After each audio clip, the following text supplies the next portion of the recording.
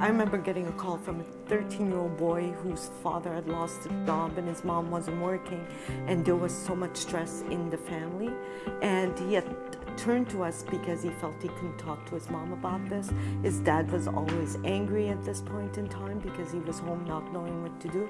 and you know, he was stressed, and one of the reasons why he wanted to call us was really to find out what it is that he could do to help his family out. So they didn't feel the stress and they didn't feel the anxiety of not knowing where they were going to get, you know, their food money at that point in time.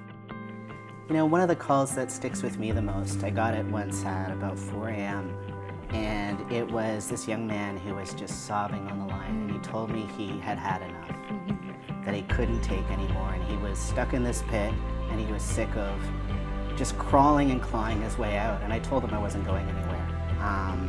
And we talked for a while that night, but I was fortunate to hear back from that young man several months later, and his situation had changed significantly.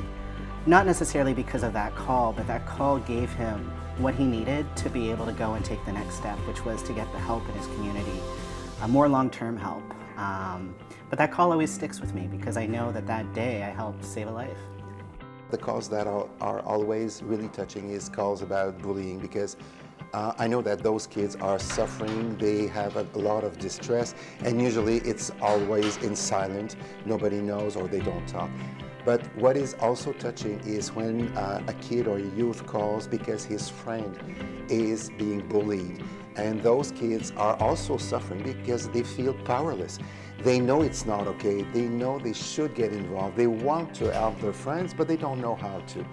And by calling Kids Help Phone, we're able to support them, to tell them how great friends they are, and also to work with them on a plan on how can they help their friend, and also what are the limits of the help they can provide. And at the end, those kids feel so powerful, and it is just great to do that work with them.